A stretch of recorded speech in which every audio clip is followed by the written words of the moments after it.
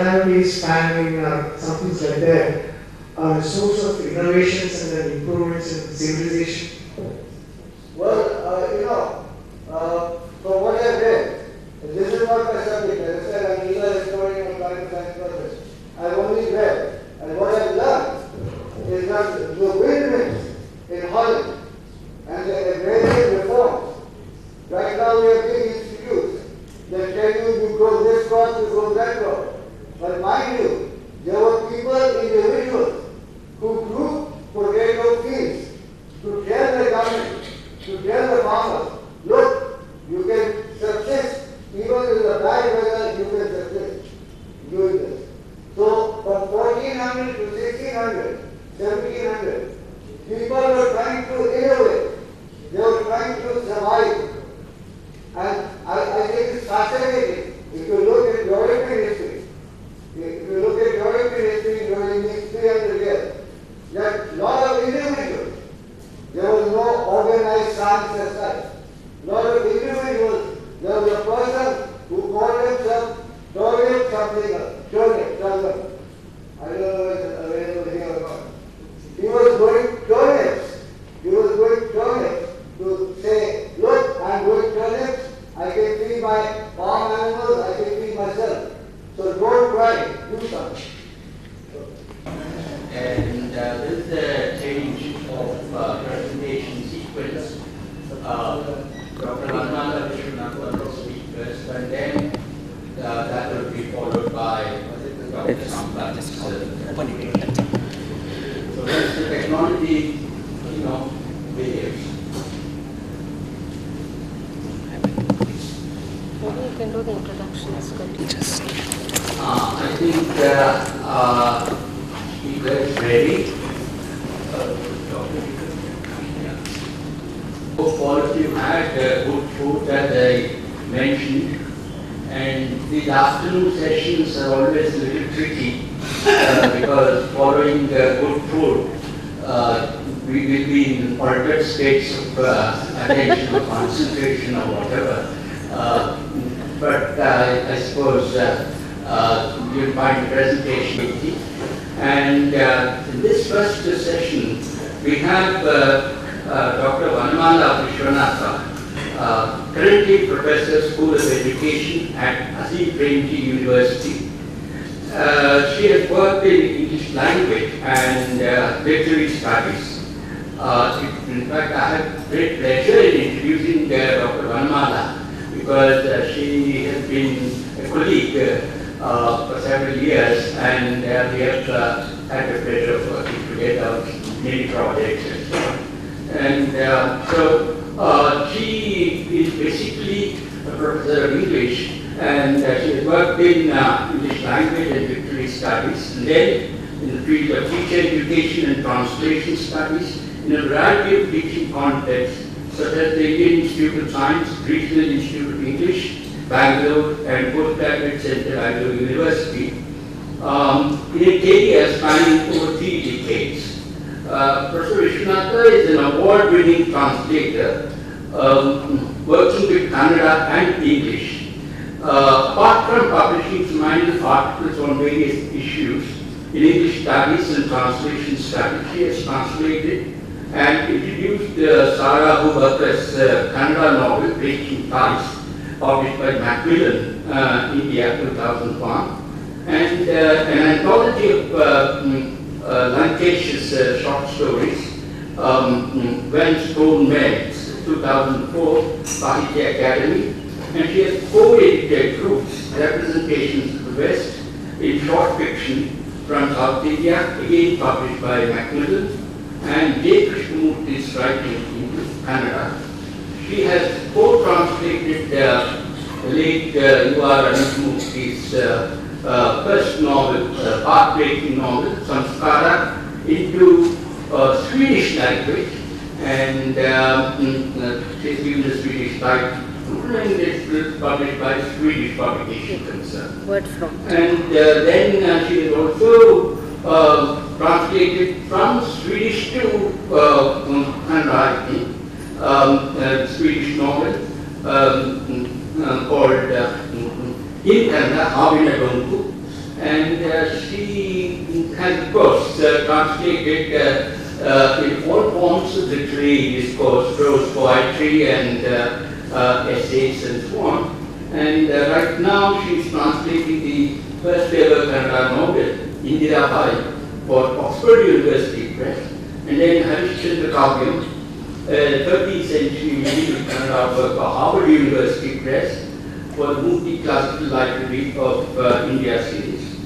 And she has also worked in administrative capacity as honorary director, Center for Translation, Saudi Academy, Bangalore, and as director of the Qatar Translation for Equity Network, and as a member of the Advisory Council, National Translation Mission. Welcome, Vanamala.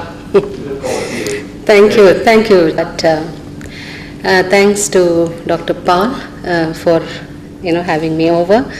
And mystery remains as to how he, through his friend Dr. Vidyanand, traced me at all.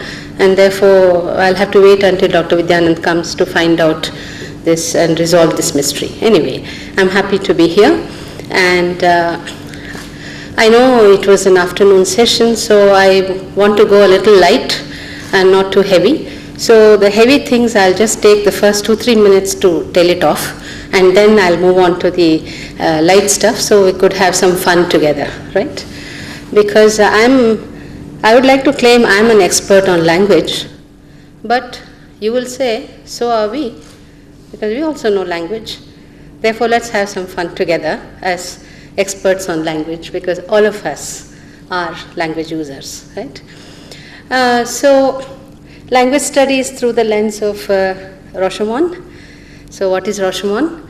Those of you who know about it, please bear with me. I'll just very quickly tell you what it is. It's an Akira Kurosawa film, a Japanese director, made in the 1950s, and it's a film which begins like this, right, where there are four characters who are all part of the same incident, and there are different narratives that they tell you as to what happened, right? So there is a bandit, right, and the bandit and the wife of a traveler whom he would have killed, and he would have raped her, and that's that. And then there are 3 others.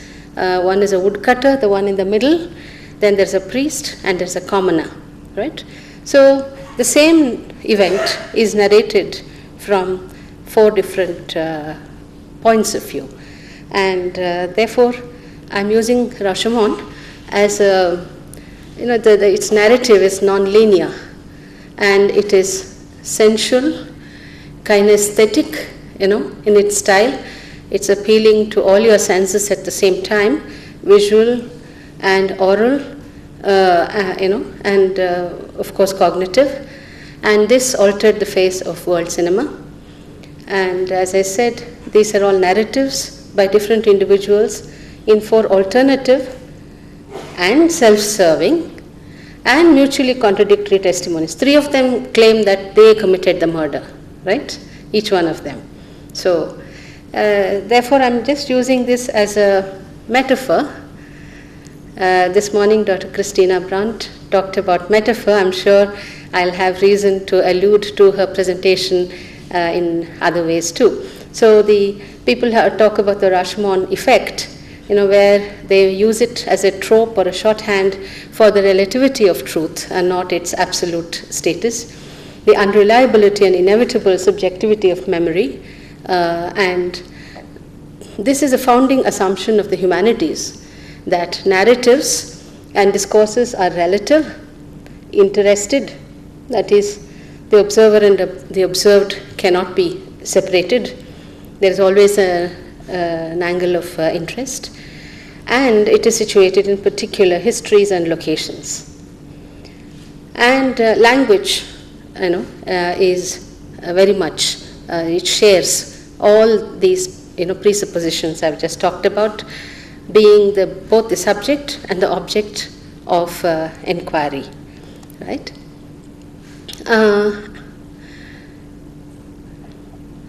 So on the interdisciplinary thinking question. These are the 2-3 serious things I want to say, and then we can move on. Basically, I want to say that interdisciplinarity is not a given thing. It is something that has to be worked out, bringing together different disciplines. So it's not a universal paradigm. The nature of the domain of knowledge that one is pursuing, the subject matter, that determines. Therefore, it is domain dependent. And Finkenthal, in his book on complexity, multidisciplinarity, and beyond, a physicist, he, in his work on interdisciplinary studies, has talked about complexity. So some phenomena are so complex that they need different perspectives, different disciplinary orientations to explain themselves. So language studies is one such complex issue. And he makes a further point which is useful. And complexity is perceived in very different ways in different disciplines. What constitutes complexity, for a molecular biologist may be very different from what constitutes complexity for a language person. And the second point that I would like to make about interdisciplinary studies is that for what purpose are we going interdisciplinary? What is the agenda? What is the plan? What is the context for which the context of its application or use? That also determines the nature, the conceptual tools. So we have to look for domain-specific solutions as far as the context of use goes. So my own theme today is language in education. So I'm trying, both. Language is a multiple thing and a multi-layered thing. Therefore, it needs multiple entries of understanding. And secondly, education, and education in India, education in the multilingual ecology of India is a wicked problem, as the management gurus would call it. A wicked problem, as you know, is an intractable problem. You try and solve it from one end and the other end it is gone, right? Therefore, an intractable problem is called a wicked problem. So we have language which is complex, and then the field of its application, in my case education, is yet another intractable kind of problem. So bringing these two things, you don't have a choice except to go interdisciplinary. This is the claim I'm making. Now I'd like to show you through the help of a proverb how complex language can be and language is, because the nature of complexity in this domain of language, right? So they say that people talk about the ecology of language.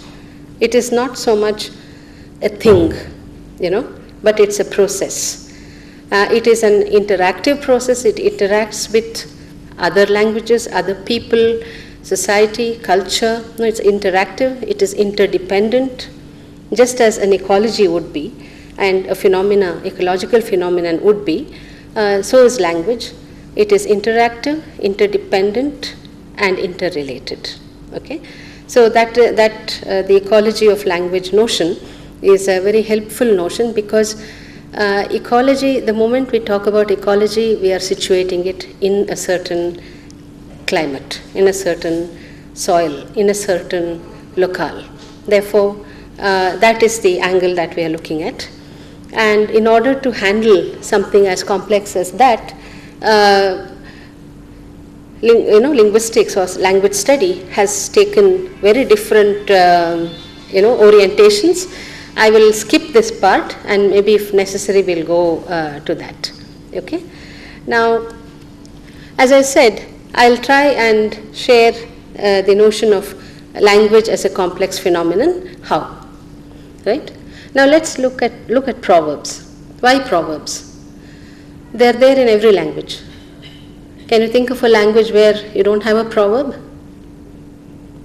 even in Esperanto, I hear they have come up with lots of proverbs, right? So when this is the situation, and they are the shortest text, they are the most complete text. Therefore, easy to talk about focus in a group like this in a time within the time frame. Now, this is I'll just read it to you. Muh mein Ram, bagal mein churi. Right? This is in Hindi for those of us who do not know this. So, literally, it means Ram on the face / lips, knife in the armpit. What is this? In public discourse, such parts should not be mentioned, no. But bagal in Hindi, it doesn't have any of these yucky associations, you see, with armpit and all that. So, it's perfectly all right to use the word bagal. So, knife in the flanks. Now, flanks sound so technical. Here, bagal is so familiar, right? Everyday language. Okay. Now, with a proverb, you can see that the meaning of the proverb is not equal to the sum of its parts, right? So there's a shift, there's a leap from the literal to the metaphorical. And therefore, my students, when I asked them to translate it into English, these were the various versions they gave me. Humble outwards, but vicious inward. Verbally so sweet, actually so cruel. Speaking holy things, doing unholy things. Saying Ram, doing harm. Saying Ram, but with a knife. Salt and sugar packet. A honey tongue, a heart of gall. Looks like a butterfly but stings like a bee. Yeah? See? See how many variations are possible? Right? So something like verbally so sweet, actually so cruel is a very literal kind of a translation, right? The summary, it's a summary translation. Whereas, is there a literal, saying Ram with a knife, right? Is there anybody here who doesn't know who Ram is? I don't need to explain that, right? So, Ram of Ramayana, of course, right? The ideal of humanhood, right? If I may use that expression. So, and Ram as God. So taking his name on the lips and so on. So you'll see that through all these various versions, some things are common, right? You'll see that there is a certain repetitive pattern. Even the most inelegant one, verbally so sweet, actually so cruel, right, has some parallelism, and therefore there is a basic understanding of what the proverb is all about, hypocrisy and so on. So, and it's not as though proverbs are uncomplicated, right? Every proverb has an equal and opposite proverb, right? Therefore, when do you quote what, right? Slow and steady wins the race. Time and tide wait for no man. Cross the bridge when you come to it. Forewarned is forearmed. So diametrically opposite advice that such proverbs can give. So life is quite complicated with language. So you have to be watchful. You have to know when to use what. Otherwise you will be in deep trouble. Not only that, even the pen is mightier than the sword, actions speak louder than words, all that you know. Look at this one more thing. There are different interpretations to the same proverb also. A rolling stone gathers no moss. It's an old proverb, interpreted in two ways. And one meaning is a positive meaning, right? Where, somebody who is on the move, right? Therefore, you're always innovative, fresh thinking. Whereas in my time, when I was younger, right, they said steadiness, So rolling stone gathers no moss. So you are fickle, right? So look at it. In 30 years, suddenly something that I was getting scolded for has become a great value, man, right? Therefore, the same proverb can be used to say exactly opposite things, right? Therefore, you will see that the pragmatics of a proverb, the function of a proverb, and the context and culture in which it is used is very, very important. Therefore, you cannot make one rule and say this is how it works. This is how it works in ... So it is dependent. So the very favorite expression of language teachers is whenever somebody asks something, they say, it depends. It depends. So what does it tell you? It depends. It's relative to the context, relative to the situation, which means there's God's plenty of complexity there, right? Okay? So look at it. So these are the functions, like why do we when do we use proverbs to say something gently instead of directly ticking off somebody? You say, well, rolling stone gathers no moss. Don't they say that? So you're putting the blame on somebody else, though you mean exactly what you mean, right? Then a weak person can use it to get at the boss, for instance, using the same proverb, and to be forceful in an argument, to argue in a legal case, to simply make a conversation more lively, and for all kinds of play and joke and oratory, it's helpful. So where there's a way, where there's a will, there's a way. So who can say this? Usually proverbs, who has the authority to say it in society? It's always the elders. Can your 15-year-old rebellious young girl who wants her 4th pair of Nike shoes, can she say it to the father? Where there's a will, there is a way. Right? You see the incongruity of that. Therefore, it usually travels down the power grid, from top to bottom. So, or when Wills, the cigarette company, advertised, where there is Wills, there's a way. It's a pun on that. Or where there's a wheel, there's a way. Right? Yet another PJ for you. Or more seriously, where there is a will, there's a relative. Right? Says my lawyer.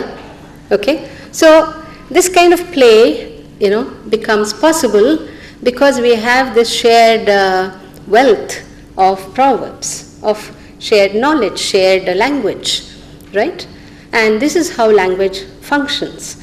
And that is the, on a more lighter note, National College, and the exact translation of that in Kannada would be, or Sanskrit would be Rashtriya Vidyalaya. If you think the two mean the same, in Bangalore, you're mistaken because you will land up in two different institutions, right? Therefore, translations never mean the same thing. Don't mistake, right? So they are referring to two different objects altogether. Or today is Teacher's Day, and if you choose to say today is Guru Utsav, and then immediately you are in one camp, the not so secular camp. If you want to say Teacher's Day, you are safer in secular camp, right? So words, Teacher's Day and Guru Utsav at the level of words are exactly the same. But in terms of what they mean, they are utterly different. And in the first case, they refer to two different things, places altogether, institutions altogether. Therefore, do you see how complex language is? And look at some of these definitions of language. It's a systematic means of communicating ideas or feelings by the use of conventional signs, or it's a language. Language is a system of arbitrary vocal symbols. These kinds of technical definitions they serve a purpose, a small purpose, but they miss the wood for the trees, right? The larger picture, the larger way in which, the reason for which language is getting used in society. That is missed out in many of these technicist kind of definitions, which have largely come from the linguistics camp, linguistics which claimed its scientificity, its a legitimacy through being a science, right? I'll come to that in a little while. So, the story of human language, therefore, is a complex story with many parts. And that's why Jean Aitchison, in her recent book on the seeds of speech, talking about what is language for, what is the purpose of language, she says how information passing, that is communication, is just a very small part of language use. A large part of it has to do with persuasion, and a larger part of it has to do with,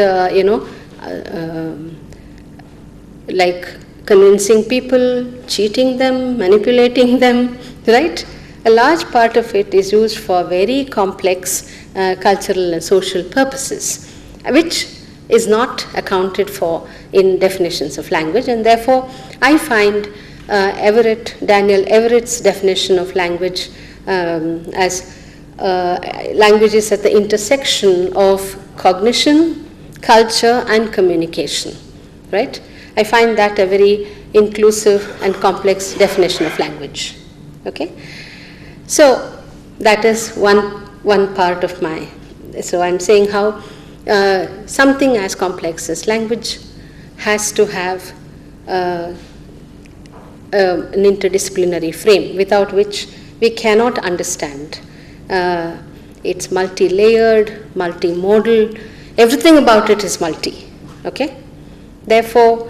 Especially in a multilingual context like ours, it's that many times more complex, right? Hence, one-line, definitions. Hence, one-line, the linguistics is in some ways, one could see it as interdisciplinary. In what way? In the last 70, 80 years, as I said, the study of language has claimed for itself the status of a science. In some ways, it has kind of become more reductive for that reason, because it has focused more on the tangible, what can be explained. Whereas a lot of language is not what is seen, not what is tangible, but what is unseen. The shift from the concrete to the abstract in metaphor, where does it happen? Right? And how does it happen? Is something that linguistics should be able to explain.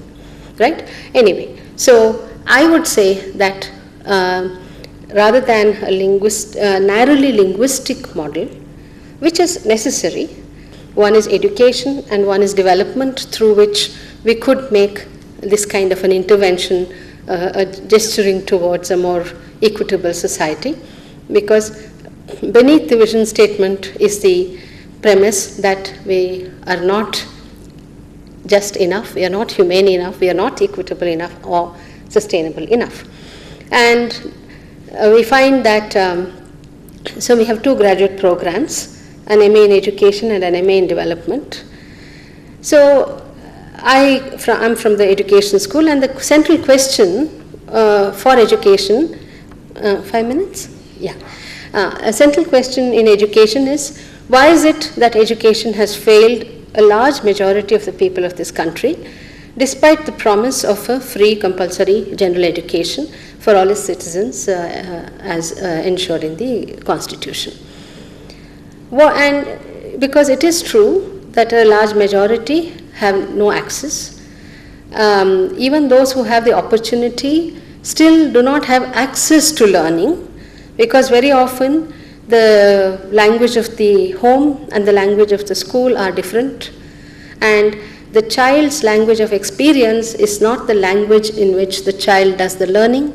And when there is such a big gap, and everything, learning is equated with rote learning, mechanical learning without understanding, because the language among other things, also becomes a barrier.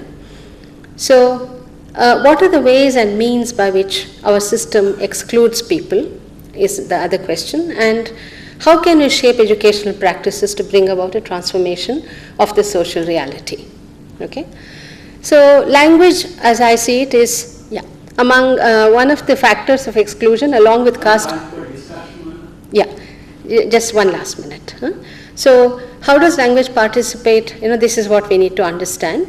Therefore, our attempt has been to constitute a new domain of knowledge, which is a broad-based interdisciplinary language studies approach based on a complex understanding of language, which locates its inquiry in the multilingual ecology and politics of India, acknowledging its post-colonial history. This is as complex as it can get, and I stop here because I don't have time to say a few other things. This is the shape of the course that I'm teaching now. That's okay, it's just detail. Thank you for your time and questions, please. Thank you, Vanamala. How do you feel? Why do you think so? This is a simple translation. Please can be called Guru. I don't know about Sampath. If you can enlighten about that. Thank you. They claim it's more of a Hindu Rashtra than a secular Rashtra. So that. Yes, please.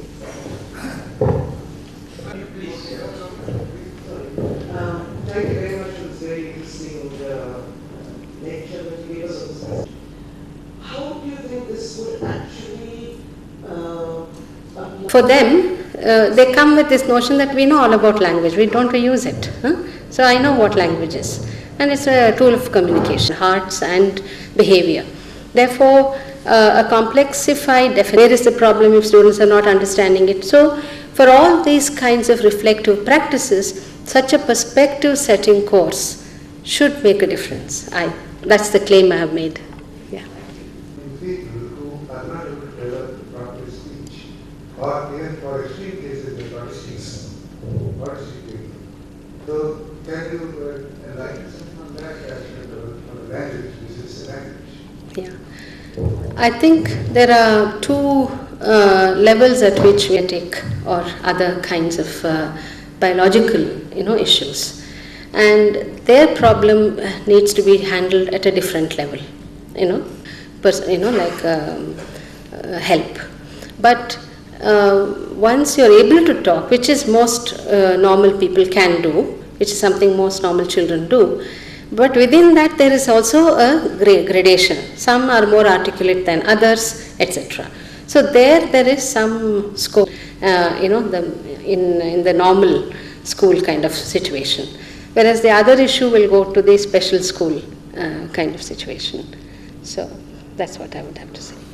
Contributions through pre-Paninian and Paninian linguistics to study language as a linguistics.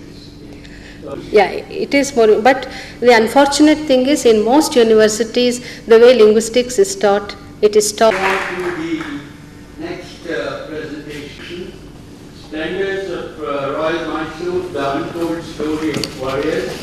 My name is Gauhar, the life and times of a musician and voice of the Veena, famous Veena expert, S. Bhavachandra. His book on Gauhar won the Sahityā Academy's first Yuva Puraskar for English literature and the ARSC International Award for Excellence in Historical Research in New York. He had been a visiting fellow at the Institute for Advanced Study in Berlin and University of Queensland, Australia. Vikram currently serves as the Executive Director of the Indira Gandhi National Centre for Arts, IDNCA, Government of India's Southern Regional Bangalore, Centre in Bangalore. He has established the Archive of Indian Music, the first digital sound archive for the country for gramophone recordings, and is the founder and director of the Bangalore Literature Festival and the recently concluded Times of India International Folk Festival. A trained Carnatic vocalist, under several gurus like Vidwan D. Nagra, Srimati Bombay Jayasri, and Dr. Dayanti Kolleg. Vikram serves on several dominant committees, the Prasad Core Group and Marketing Committees, and the Dr. Sam Petrola Commission on National Archives, the Karnataka Knowledge Commission, and the Karnataka Tourism Vision Group. But most wonderfully, interestingly, Dr. Vikram is by training an engineer, mathematician from BITS Pilani and an MBA in finance from SP Jain. He has worked with several leading corporate institutions like GE Money, Citibank, and Hewlett Packard. Welcome, Dr. Vikram. I don't want to spend more time trying to expand on your achievements. I can only say that it's a privilege to have you with us. And now request you to make your presentation. Thank you, sir. Thank you. On a very interesting topic related to technology and the immortality of voice. Thank you. Vikram. Very good afternoon, friends. As confused as my CV sounded, with so many different streams getting in, I think one aspect that always intrigued me both as a student of science and also as a performing musician was the interplay of these two, what apparently seems like very different streams of knowledge. And especially for those of you who are familiar with the Indian classical music system, the amount of regimentation, the hegemonic stand almost of so-called tradition and the infallibility of that tradition is almost to some extent very dogmatic. And so that really troubled me also as a student of reason and science. And so this whole evolution of recording in India in particular, and how that impacted this technology per se, how did that impact the musical traditions of the country, and vice versa. Did the need for the music, the market, all of that also impacted the technology in terms of new innovations, all of which happened just in a span of about a century. But sadly, something that has never been looked at in a very systematic way, and so that's been, in fact, even the topic of my dissertation. And this is an ongoing process where it's a continuous process of learning for me. And as Sir mentioned, it's also the whole archiving of music, which is something that we as a country lack, is something that has come out as offshoots of this study. I feel that the curiosity of imprinting the human voice on a physical device and having that playback is something that has fascinated mankind from time immemorial. And it is this very fascination that has contributed to the growth and evolution of the recording industry worldwide. And today when we think of music, it's there with us all the time. It's on our mobile phones, it's on our iPads, MP3 players, and all of that state-of-the-art digital studios to do mixing of sound and the entire gamut, where even the musicians need not be present in one place, they can mix it from across continents.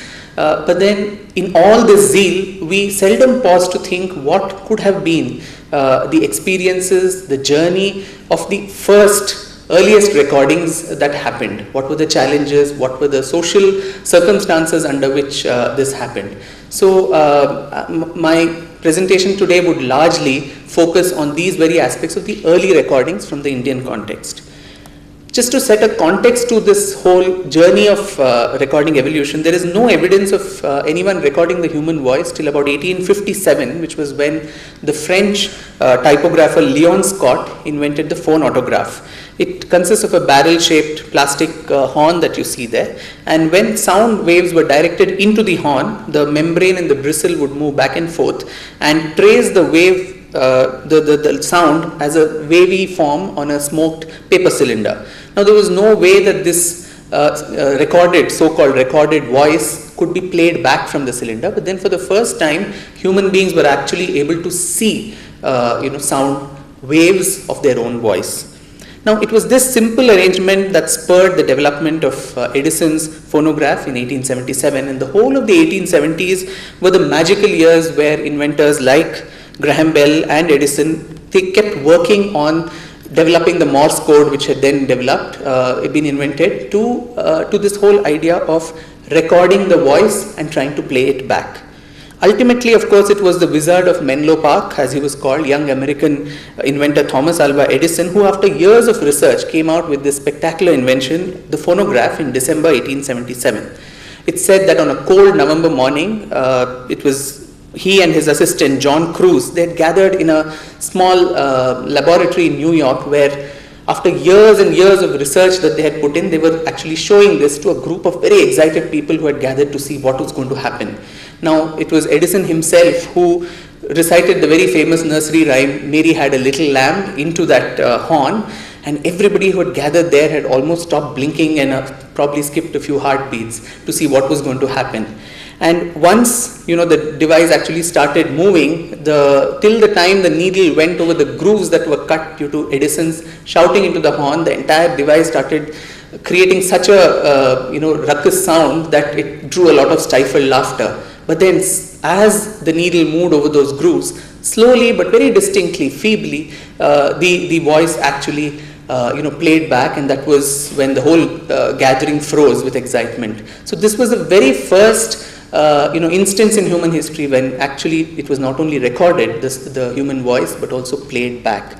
And the mechanics of that is very simple, and this is precisely how that actually happens. Switched from paper to tin foil and actually recorded the human voice. So by turning the tin foil flywheel and getting a conscious speech, he shouted to this machine.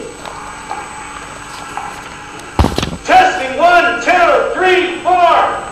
Mary had a little lamb, its fleece as white as snow. The device is a marvel of simplicity. The human voice vibrates a diaphragm, moving a stylus, which leaves grooves on the tin foil. When the machine is returned to the starting point, the grooves cause the diaphragm to vibrate again, reproducing the original sound.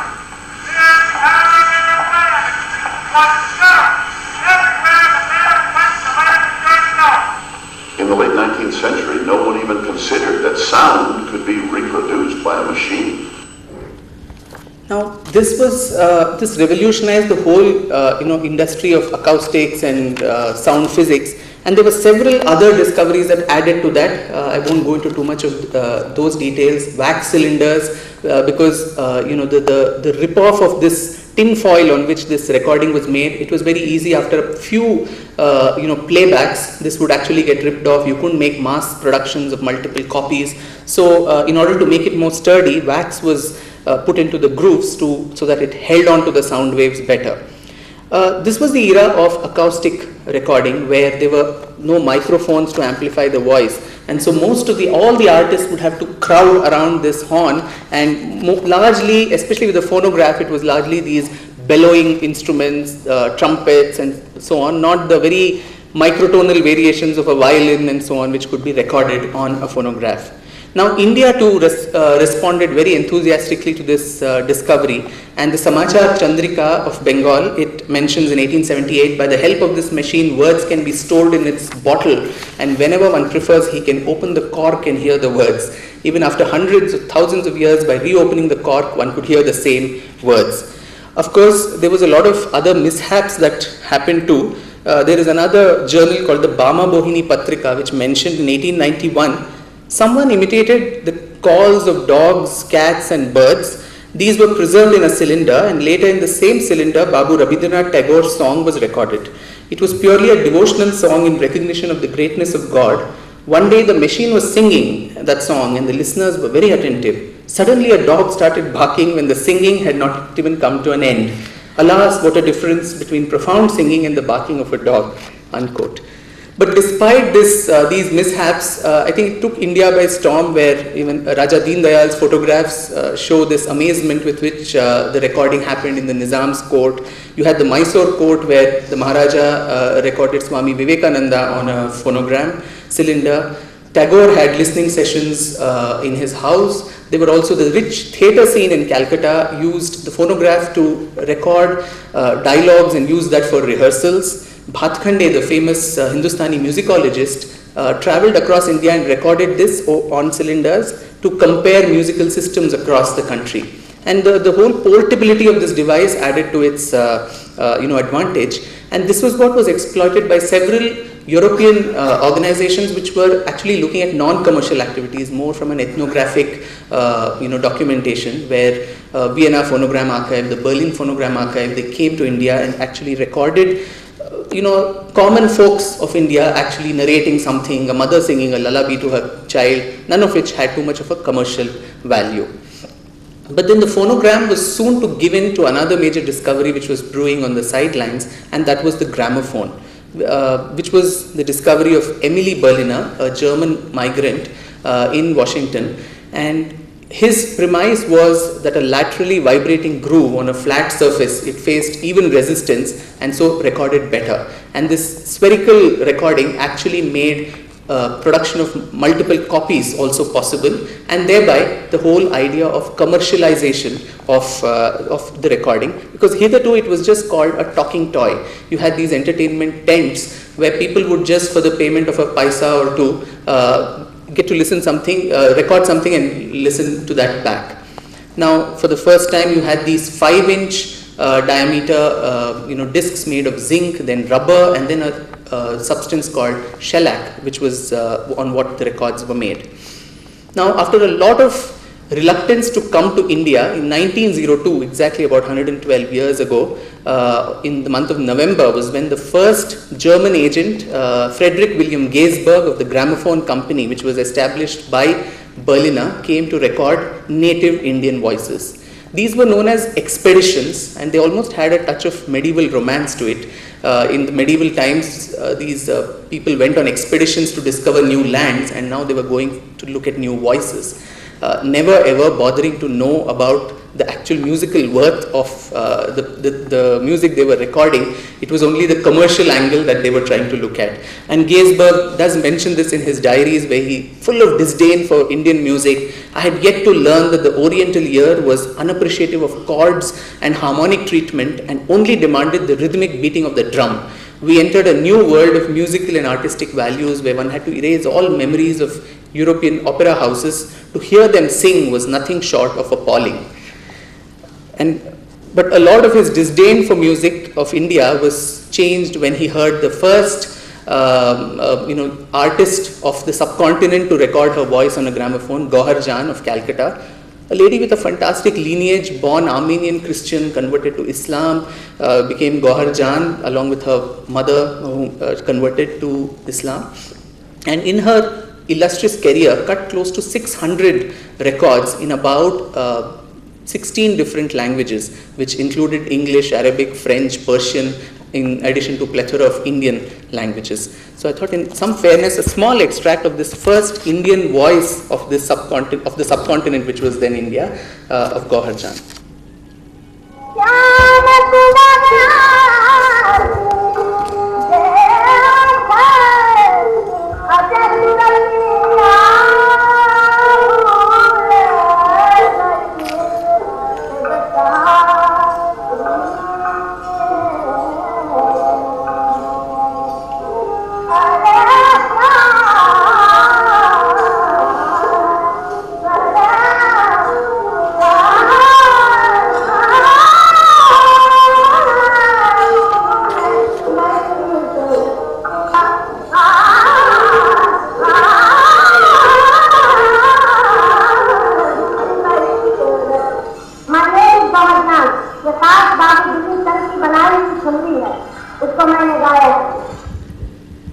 So that announcement at the end of every recording, that was almost her signature style, though there was a technical necessity for that, because though the recordings were made in India, the actual manufacture was done in Hanover in Germany. And so only the master shellac would be recorded from India and shipped to Germany. And for the technician there, it would be an anonymous voice. So they would listen to the entire recording, identify the artist by this announcement. Multiple copies would then be stamped and the labels put and sent back to India for sales. a little about, I mean, those of you who found, the high-pitched, shrill sort of a rendering, there was a technical disadvantage there as well. As I mentioned, the acoustic era, when there were no microphones like these, you see, this was one of the makeshift studios where the artist would be asked to jump onto a table, and on the wall you have that horn there, and they would have to crane their head into that horn and scream out as loudly as you could. And depending on how loudly one screamed, there was a stylus on the other end which would vibrate and cut those etches on the shellac disc. Now, those of you again who are familiar with Indian music, musicians while singing, they just tend to get carried away by the rhapsody of the raga and move their hands and heads, and that would spoil the acoustic quality. And so there would be two agents who would hold your hand and one who would hold your head and push you further into that and bellow hard. So it's really mind-boggling for us today of the iPad generation to think, what it would have meant for the artist of that era to record in such circumstances. And the other very major limitation is all these records were only of 3 minutes duration. And in something as improvisatory as Indian classical music, where one raga is exposed, hitherto was exposed all through the night, you had to almost like Presi writing in language, compress all of this into that 3 minute, which is the most complicated thing to do, keeping in mind the aesthetics of the raga, the grammar, and also the entertainment value, and keep those 15 seconds for announcing your name. So it was almost with clockwork precision that some of the earliest musicians adapted to this technology. And what was another very interesting discovery that I made in the course of my research was that when recording technology came to India, all over India it was almost uniformly women who embraced it. The men folk kept away from it. And we usually associate men with tech and gizmos and all that, but then in this case I think there was an exception. And it was largely women of the courtesan community all over India. So you had several names other than Gauhar Jan, Janki Bai of Allahabad, Zohra Bai of Agra, Malka Jan, Agre Wali, Bai Sundra Bai of Pune, Hamida Jan of Meerut, and numerous others in the north, and likewise in the south of India to Bangalore, Nagaratnama from our own city, Salem, Godavari, Coimbatore, Tai, Dhanakoti of Kanchipuram, all of these who became chartbusters of those times. But sadly, of course, that's another story of the whole Notch campaign against them and their being pushed into the dustbins of history. And today, if you ask any Carnatic or Hindustani musician these names, I don't think many of them would even know that these were the pioneers who existed. And yeah, these are some of the other pictures that some of these people who came there to record, the Europeans being adapted documentation, managed to capture slices of these musicians who came all decked up to the recording studio, thinking it was one of their soirees where they were presenting to a zamindar or a king. But unfortunately, other than the horn, nobody was looking at them. What was this? What was the impact of technology? And that is what is at the heart of this talk. What did it do to the art form itself? I think the most important facet was it democratized the art form, particularly Hindustani music, which was a lot more restricted only to the rich elite, the zamindars, the landed gentry, the aristocracy and so on. For the first time, people would contribute money, buy a community gramophone machine, because that costed 250 rupees those days, which was quite a lot. And these discs were also bought as a community property, and over chai and adda you could sit and listen to some of the greatest artists like Gauhar Jan, whose concerts otherwise were out of bounds for common man. So for the first time music was coming to your doorsteps, and all this happened just 100 years ago. And the other important thing was it determined the classical idiom, and that is where I return to the point that I started with about the whole tradition. When I tried to compare the musical texts and musicological texts that existed prior to recording, the structure, the style, the presentation of a raga too, and I know that that's not a subject for the audience here of how musicologically which raga changed and to what extent, but then a raga like a, say, Todi or a Kambodhi in Carnatic music 110 years back on a gramophone disc sounds so terribly different from what it is today and what is this tradition that we are harking about. So there has been a transition, and a lot of that was actually impacted by this technology because this became the music that the people could identify with. And so the Kambodhi of the gramophone is the one that artists eventually adapted themselves to. Also, this 3-minute capsule that I mentioned about, that apart from the creative limitation that it placed on the artist, I think it was very unfair to some of the art forms which the genres within classical music which couldn't adapt to that limitation. For instance, the Dhrupad in the North Indian system, which you don't have any Dhrupad recordings almost at all on the gramophone, because unlike the other Khayal, which still managed to adapt, Dhrupad, it was impossible. So possibly it's a conjecture that this could have been one of the reasons for its almost falling off the map of the Indian musical scene. What did it do to the lives of the musicians itself?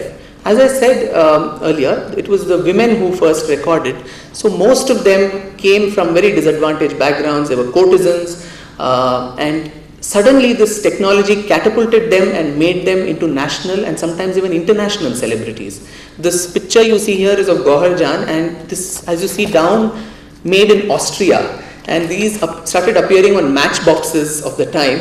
And so for a common Tawaif of Calcutta to be known that way, I think it was a huge leap brought in thanks to technology.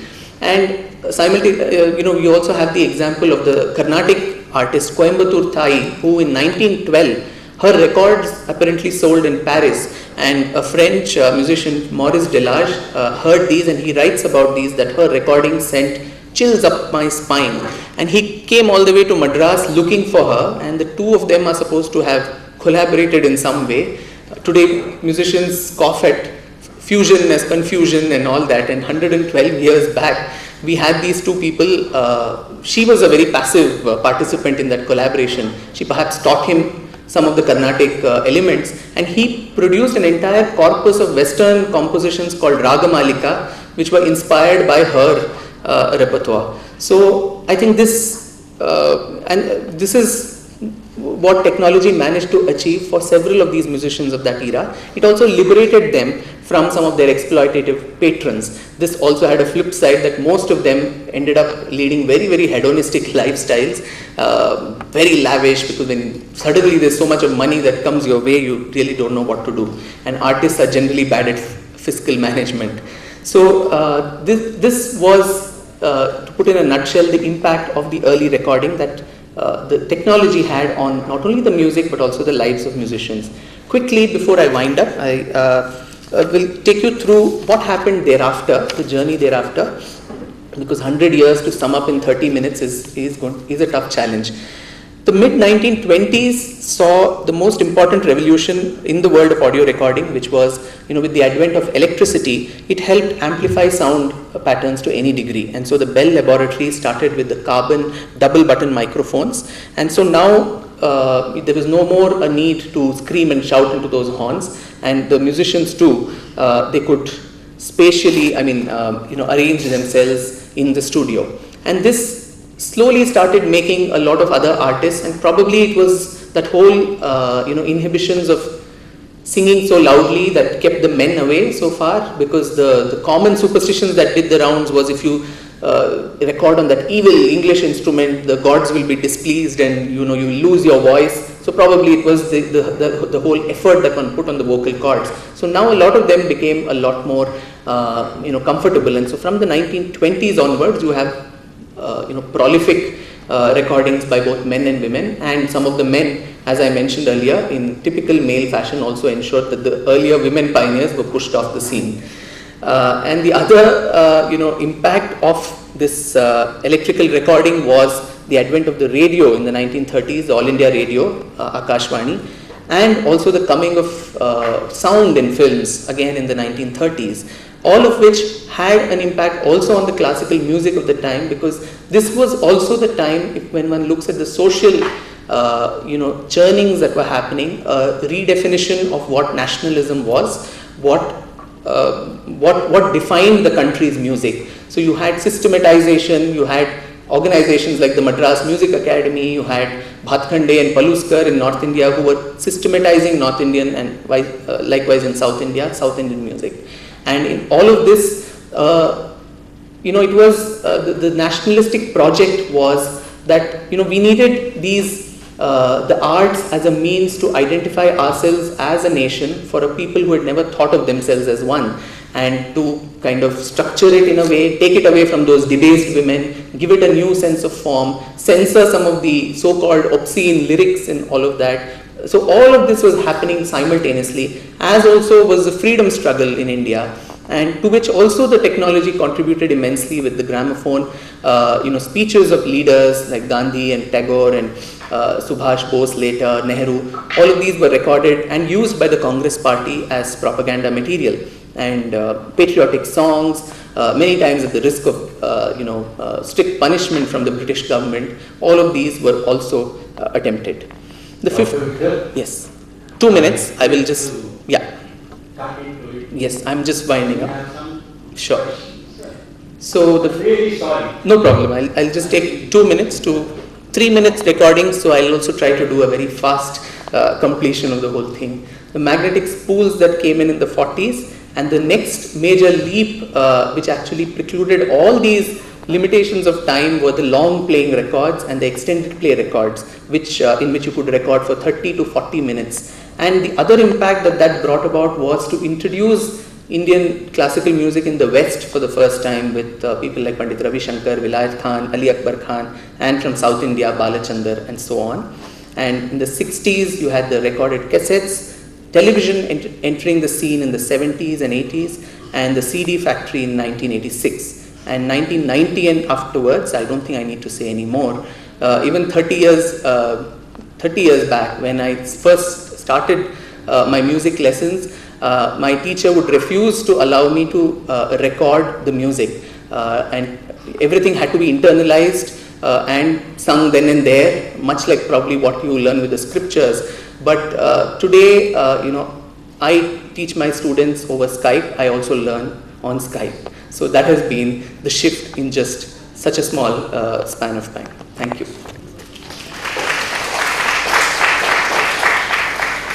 Thank you very much, Dr. Vikram. Thank you. Fascinating presentation. In one play on. If only we had time on our side, I would have said, if music be put up loud, please you come. I'm sorry. Yeah, but Shakespeare also added that if you do a lot from the music to the maths session and more on computational science session. And to chair this session, may I call upon Professor Gowda, Dean of TA for Camp, Bangalore. And I call upon Professor Gowda on stage, please. And in this session, we have 4 talks, and the talks will be from various disciplines, starting from mathematics, engineering, aeronautics, and I hope we will enjoy along with the music what you heard before the tea. The first talk, I request the chair to take the stage, please, and then. So every talk, first talk will have 45 minutes, and then subsequently 30 minutes. And as a mathematicians, this will be always time, hopefully, so we will be finished by time. So, Professor Gowda, please take the chance. Welcome all of you for the computational session. This is going to be numerical methods. The first keynote address will be given by Professor Volker, and he is from the Vishwanatha Institute for Applied Analysis and Stochastics. Again, he is heading the research group on numerical mathematics and computations, and also he is a professor of numerical mathematics at University of Bangalore. He got his PhD in 1997 on finite element methods for nameless course equations. And he was also served as a professor between 2005 and 2009 of applied mathematics at the University of Sampath, Kent. And his main research interests are studying numerical methods for problems from CFD, in particular conversion-dominated problems, turbulent flows, and population balance systems. Today he is going to speak on, his main trade is that turbulent flows and their numerical simulation. I welcome Professor Volker to start. Thank you very much. First of all, I'd like to thank the organizers for inviting me to this conference. As you heard, I will speak on the numerical simulation of turbulent flows, so there are more or less two parts of my talk. First of all, I like to give a short introduction to incompressible flows and in particular on turbulent flows. And as we shall see, it is not possible to just use standard numerical schemes to simulate turbulent flows. And in the second part of my talk, I will sketch two ideas how turbulent flows are simulated these days. So I will start with flows, with incompressible flows. And for the numerical simulation, one needs equations. One needs a model for the incompressible flows. And these are the Navier-Stokes equations, the fundamental equations of fluid dynamics. They go back to a French engineer, Navier, and to a British mathematician, Stokes. And they are from around 1825, so they are quite old, these Navier-Stokes equations. These Navier-Stokes equations, these are two equations, and they just represent two physical laws.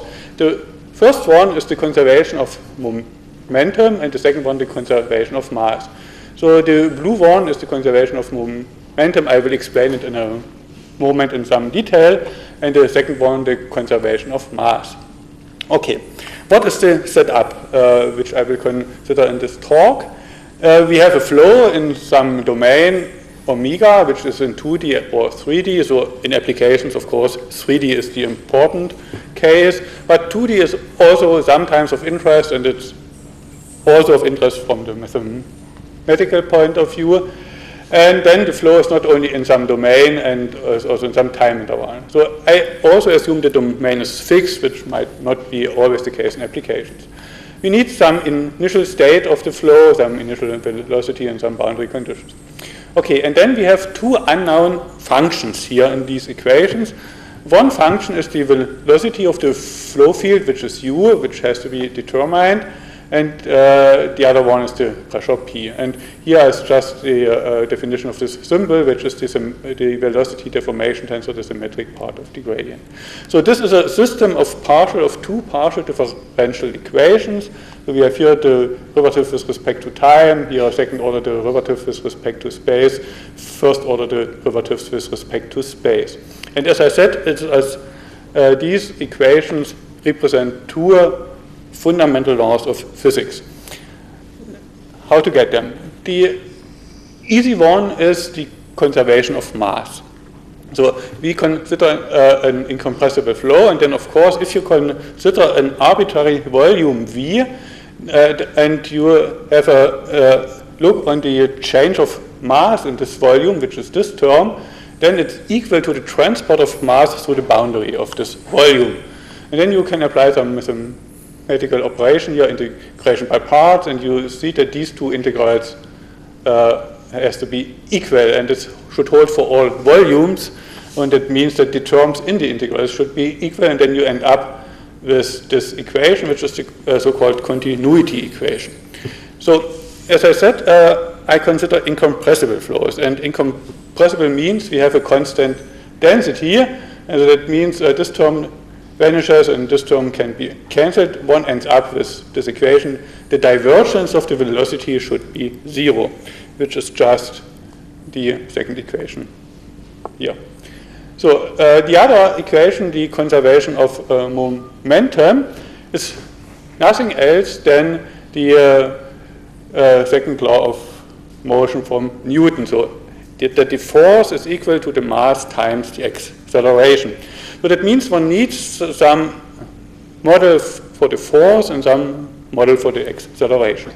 So then there's the idea for flows that there are external forces like the gravity over here, and some internal forces where one can find here the pressure and here some so-called stress tensor, which are exerted from the molecules of the flow. Again, one can apply integration by parts, and this should hold for all volumes, and one ends up with a representation of the force per unit volume in this way. Here we have the stress tensor, and for this stress tensor one needs some model, and the simplest approach is to use a linear model, a linear Ansatz, which looks like this. We will see in a moment it can be simplified. So here we have some viscosities, which are some physical properties of the fluid. So that means the derivation of this approach is quite long, but at the end one gets something. One gets some expression for the force. And then here you have the law of Newton. We need some expression for the acceleration, and there one applies from this to this linear approximation, first order Taylor series expansion, and one gets this term. Now one can insert this term and the term from the previous slide into this formula, and one gets the Navier-Stokes equations in this form. But here again, I like to stress that we consider incompressible flows, and in incompressible flows, the divergence is 0, which we know from the other equation, but that means this term cancels. Then one can divide by the density, and one gets here the so-called kinematic viscosity of the fluid, which is this term over here. So altogether, with some modeling, one gets the Navier-Stokes equations for incompressible flows, which I have shown before, but these are not really as I have shown before, then, because here these equations are still with units. But for the numerical simulations, also for the mathematical analysis, one needs equations without dimensions, without units. But this is not that hard to achieve. One needs some characteristic scales of the problem. So for the Navier-Stokes equation, some characteristic length scale, velocity scale, and time scale introduces some dimensionless variables, and one puts everything in here, and in this way one obtains the dimensionless equations. In these dimensionless equations, one has to define a new pressure, a new right-hand side, and one has two characteristic quantities.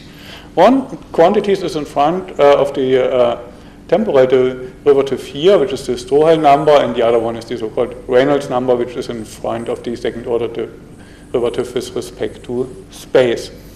So in order to simplify the notation, one often chooses the characteristic quantities in a way that the Strohel number is 1, and the Reynolds number is often is then nu, and one obtains now here these equations, which are the incompressible Navier-Stokes equations.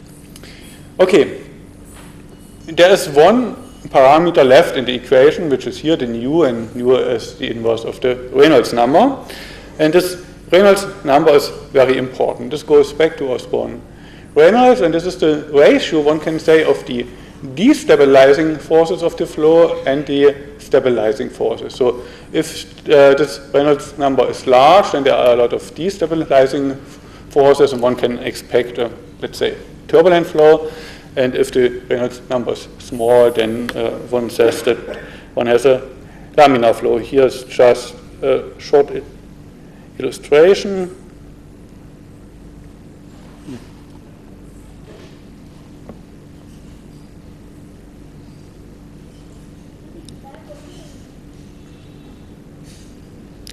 This kind of laminar flow. Here the flow is from left to right. It's a cylinder, and here it's hard to see here because there is not so much light. But here you see the velocity errors, and there are some vortices which are created here behind the cylinder, and these vortices are traveling. It's so-called Carmine vortex street, and you see it's a very smooth solution here. This is the pressure, the values of the pressure. So one can say in laminar flows one has a smooth solution. And in contrast, turbulent flows, unfortunately it takes a time here, are like this. Again, the flow is from left to right. Now it's three-dimensional. Here you can see also some body, some column. And in the turbulent flows, one has also a vortex street, but it's not that smooth. There are some flow structures which appear and which disappear, and so it's more chaotic, let's say. So Okay, just one slide with respect to the mathematics of the Navier-Stokes equations. So there is a system, or we have a system of two partial differential equations. And of course, mathematicians are interested in defining what is a solution of the system, and then if the solution exists, if it's unique or not. And there are different notions of solutions, and the most important one is the weak or variational solution, and this is based on the weak or variational formulation, which I later need in this talk. So this is obtained quite simply by multiplying the Navier-Stokes equations with some test function, integrate on the domain, and apply integration by parts. And then, with respect to the mathematical analysis, the situation is completely clear in 2 dimensions. In 2 dimensions, it's known that there is a weak solution, and this weak solution is unique. So there is a proof by Leray and a different proof by Hopf. But, of course, the important situation for applications are 3 dimensions. And there it's unclear. One knows that there exists a weak solution, but the uniqueness is open. So this is a fundamental open problem in the analysis of the Navier-Stokes equations, and it's one of the most important open problems in real mathematics. Okay, so far to flows in general. Now, turbulent flows. As I said, there is one parameter, the Reynolds number here, and I said a flow is turbulent if the Reynolds number is large. Then this term becomes small, and for instance, this term dominates then. We all know turbulent flows from daily life, like river flows, storms, flows around obstacles like cars, something like this. But from the mathematical point of view, the situation is not really fine, because what does it mean? The Reynolds number is very large. So there is no exact definition of what is a turbulent flow. But of course, there are some features, some descriptions, and I like to present here the most important one. And this is that turbulent flows have structures of very different size. Here you have pictures of some hurricane, and you see one very large eddy here or here. But of course, in such a storm, there is not only this one large eddy. There are a lot of smaller eddies, and there are wind blows which are very local but might be very strong and which are also of importance. So it means besides this very large eddy are also, in comparison, very small flow structures, and these very small flow structures or very small eddies or scales, they are very important. They exist at least. But also they are very important, which I like to sketch with the next property of a turbulent flow. And this property describes how the energy is transported in such a turbulent flow. And it's called Richardson's energy cascade. And this energy cascade tells that the energy is transported in the mean from the large scales to the small scales. So it starts by the step that the energy has come to the flow. So this is inserted into the flow, and it is inserted or introduced into, at the largest scales, at the largest eddies. And then the inner cascade, there the energy is transmitted from smaller to smaller scales, and there the molecules of the flow or of the fluid are not of importance, and this is, as I said, this is done in the mean. But at some point, the eddies become that small that the molecules become important, and that the viscosity then dissipates the kinetic energy. And this describes the energy cascade in a flow, or in particular in a turbulent flow, and this shows that the smaller scales are important for the physics of the underlying flow of the problem. One needs the smallest scales in order to describe a turbulent flow. Then, of course, the question is, how small are these smaller scales? And the answer, or some asymptotic answer at least, is given by Kolmogorov in 1941. And the answer is that the size of the smaller scales scales like the Reynolds number to the power minus 3 over 4. Okay. So in application, one speaks of turbulent flows with, if there are Reynolds numbers starting maybe from 10,000 up to 10 to the 8, and then one can compute the size of the smaller scale. So for 10 to the 8, one gets 10 to the minus 6, and for 10 to the 4, 10 to the minus 3. So if you have today a very good computer and you have to simulate a three-dimensional flow, then maybe you can afford grid sizes of order 10 to the minus 3, maybe. But in general, you cannot. But that means, on the one hand, you have very important structures of the problem which are very small, but on the other hand, you have some computational grids which are much coarser. That means you cannot represent even these very small structures on the computational grid. What happens? If one performs some numerical simulations where the grid does not resolve all the scales. I will sketch this with a very simple example. We call it toy problem. It's just a two-point boundary value problem, minus epsilon times the second derivative in space plus the first derivative is equal to 1. One can even write down the solution here. It's easy to derive. And the form of the solution kinds of changes with the value of epsilon. So epsilon is here something like 1 over the Reynolds number. If epsilon is large, so that means the Reynolds number is small, then we have a smooth solution. If epsilon becomes small, then the solution drops down here from almost 1 to 0. And one can have a closer look, and this tells us that this drop down appears in a region of order epsilon. For instance, if epsilon is 10 minus 4, this drop down appears in a region of order 10 to the minus 4. So if one likes to resolve this so-called layer, then one needs a computational grid of order 10 to the minus 4.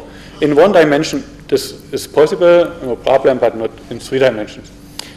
So let's do an example. Here we have a grid which is equidistant with capital N intervals, and h is 1 over the number of intervals. So that means we can resolve layers of this size 1 over n.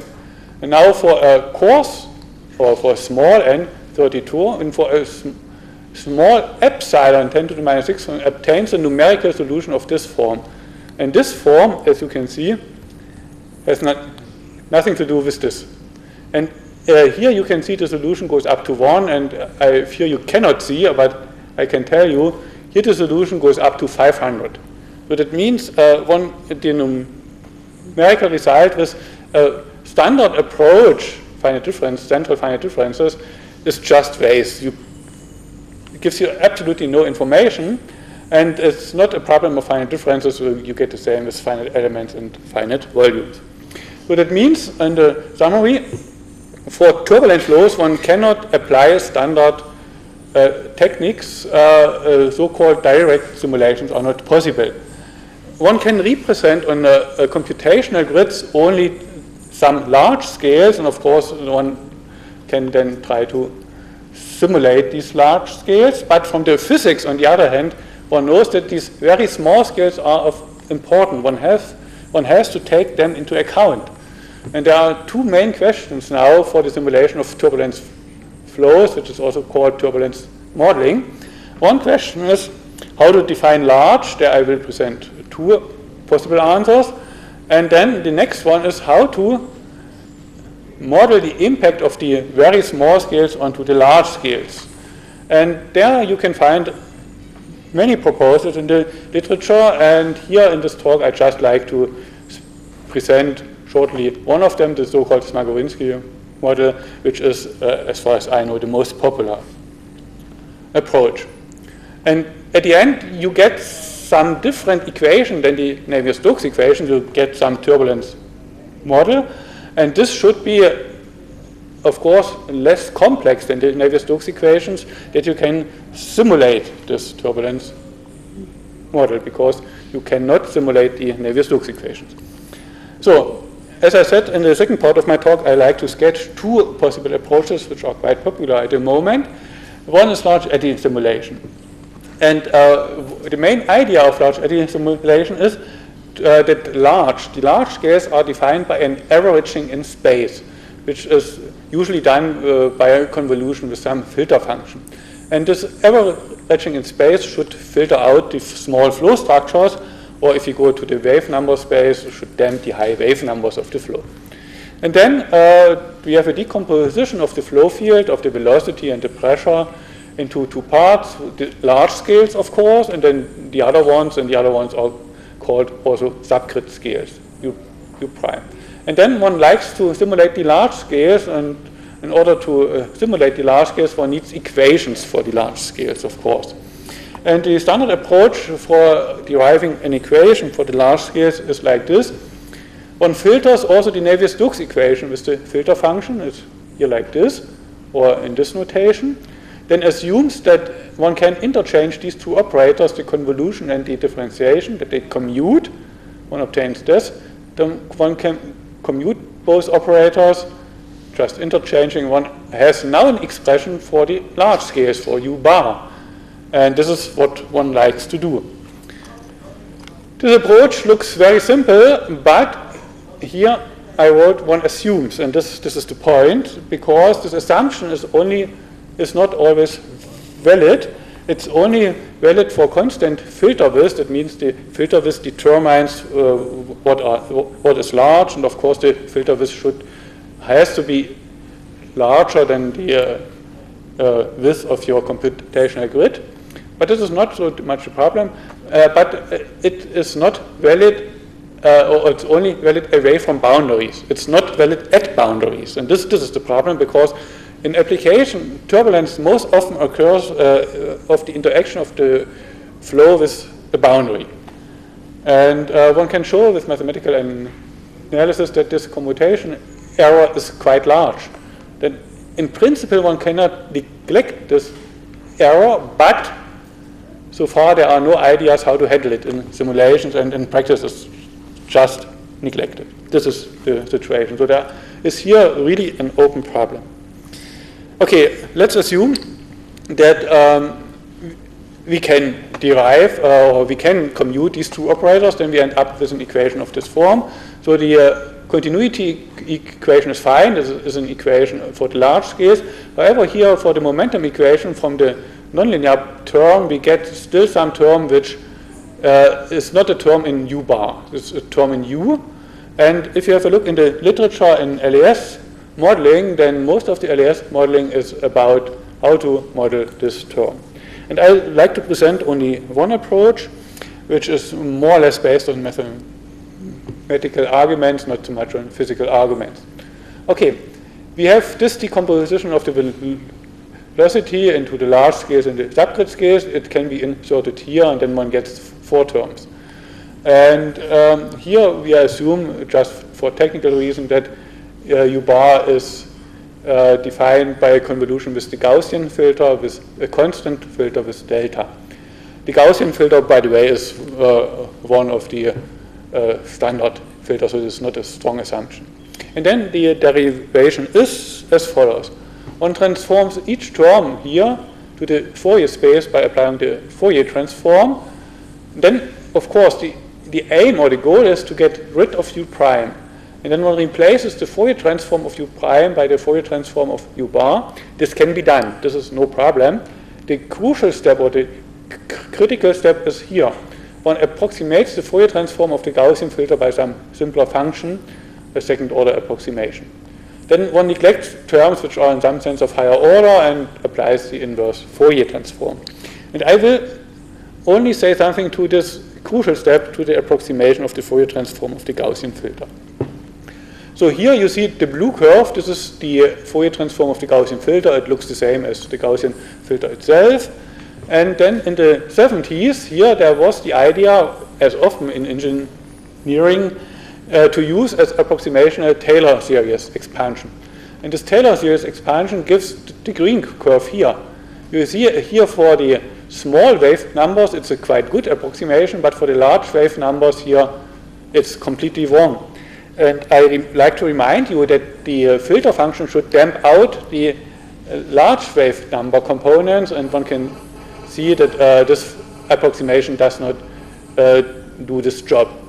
And based on this observation a couple of years ago, it was proposed to use a rational approximation, which is this red curve over here, and we call it rational LAS model. Okay, then I will go back. This term makes also trouble here, the so-called subgrid scale term, because one gets with this approach just the model 0. One can try it.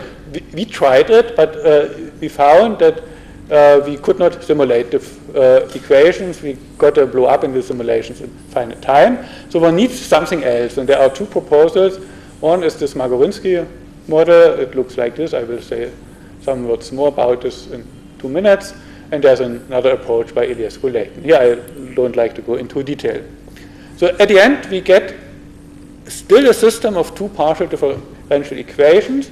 The black terms are the same as for the Navier-Stokes equations, but the colored terms are new. So we have this green term over here, which is called turbulent viscosity or eddy viscosity, which is either this Magorinsky model or the Iliescu-Layton model. And we have this red term, and depending on the operator A, we get for A equal to 0, for instance, the Magorinsky LAS model, and for A equals to this operator here is the inverse of some Helmholtz operator, we get the so-called rational LAS model. Okay, as I said, I will say some words on this Magorinsky model because it's the most popular LAS model. This is based on some physical understanding on the so-called Wussy nest hypothesis. It's a solution in which sense, and if the solution is unique, and there is a complete answer, also in 3 dimensions. There is a weak solution in some space in 2D and 3D for large data and large time intervals. And this is a famous result by Olga Lavichinskaya from 1967. So that means here is more known than for the Navier-Stokes equations, namely the uniqueness in 3D, and this is some hint at least that the Magorinsky model is less complex than the Navier-Stokes equation. One can also perform, or what we did, some finite element error analysis. So here's some example where I compare this model. So there is some academic test example where one has some reference values. Here we have a flow from left to right, and what is going out right comes in left again, and here we have from right to left, and it's just the other way around. It's in principle a model for an infinite dimensional domain. And then one obtains for this Magorinsky LAS model the following. So on the left side you see here is DNS. This is a simulation on a very fine grid of the Navier-Stokes equation. So in 2 dimensions one can do it sometimes. And this is the simulation of the LAS model on a very coarse grid. One can see it's not equal, of course, but in principle it's also not so bad on the coarse grid. At the end one gets the same vortex, but in between there are some differences, but it's not so bad with a simple LAS model. And here we have 2 million degrees of freedom, and here we have 30,000 degrees of freedom, so almost 2 orders less. Now I present a more complex model, which is the rational LAS model with some Magorinsky subgrid scale term. And here it turns out the result is worse than for the simple Magorinsky LAS model. At the end, of course, we have one vortex. At the beginning, it's quite good, but then, in between, it becomes quite bad. Here, one gets some vortices, 2 vortices, then they pair again, one has 1 vortex. So even if you have here a more complicated LAS model, the results are worse. But now we use the rational LAS model with the Iliescu-Layton subgrid scale term, and here one can see one gets the best results. So the pairing of 2 vertices and the pairing to 1 vertex, we get 1 vertex. And so here the dynamic of the direct simulation is reproduced best by this model. So at least in this example, the rational LAS model with the Iliescu subgrid scale term was best. So just some summary for LAS. So there are some mathematical issues in LAS like commutation errors, but for instance there are also